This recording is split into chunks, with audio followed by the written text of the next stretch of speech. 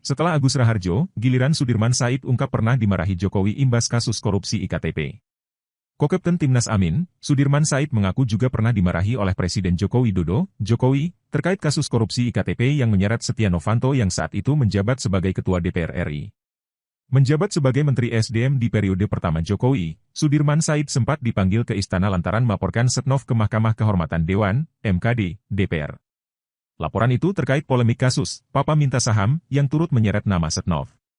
Ketika saya melaporkan kasus Pak Novanto ke MKD itu Presiden sempat marah. Saya ditegur keras dituduh seolah-olah ada yang memerintahkan atau ada yang mengendalikan, ujar Sudirman kepada wartawan, Minggu, 3 Desember 2023. Kasus itu adalah skandal politik yang menyeret nama Setnov setelah diduga mencatut nama Presiden Jokowi untuk meminta saham PT Freeport Indonesia. Sudirman lantas membuka rekaman pembicaraan Setnov dengan pengusaha Riza Khalid dan Direktur Freeport Maruf Syamsuddin dalam sidang laporannya di MKD DPR.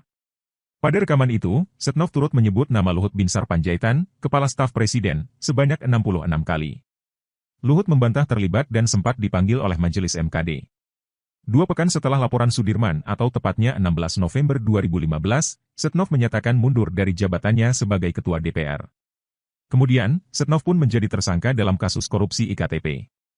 Diketahui, Sudirman dimarahi oleh Jokowi setelah ex-ketua KPK Agus Raharjo mengungkapkan hal serupa. Saat itu, Agus mengaku pernah diminta Presiden Jokowi untuk menghentikan kasus korupsi IKTP yang menjerat Setia Novanto, Setnov. Saat itu, Setia Novanto masih menjabat sebagai Ketua DPR RI dan Ketua Umum Partai Golkar, salah satu parpol yang mendukung Jokowi di pemilu. Agus sempat menyampaikan permintaan maaf dan merasa semua hal harus jelas sebelum mengungkapkan pernyataannya. Saya kan atas petunjuk Presiden melaporkan itu kepada MKD. Tapi begitu MKD menyambut baik dan masyarakat menyambut baik, saya dipanggil Pak Presiden di tengah-tengah proses itu. Kemudian beliau menunjukkan marahnya dan menanyakan dengan nada tinggi, siapa di balik ini semua gitu. Ya saya jawab, tidak ada, karena ini kan tugas profesional sebagai penanggung jawab sektor waktu itu yang ditugasi untuk menata sektor, termasuk menyampaikan laporan apabila ada gangguan-gangguan. Dan yang saya lakukan tidak lebih dari itu, karena itu saya jawab ya tidak ada. Jadi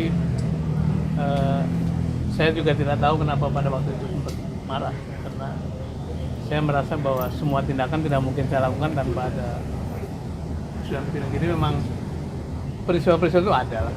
Dan kalau ada yang membantah, yang tahu kan saya, yang merasakan kan saya gitu. Jadi yang membantah itu nggak tahu. Gitu. Download Tribun X sekarang, menghadirkan lokal menjadi Indonesia.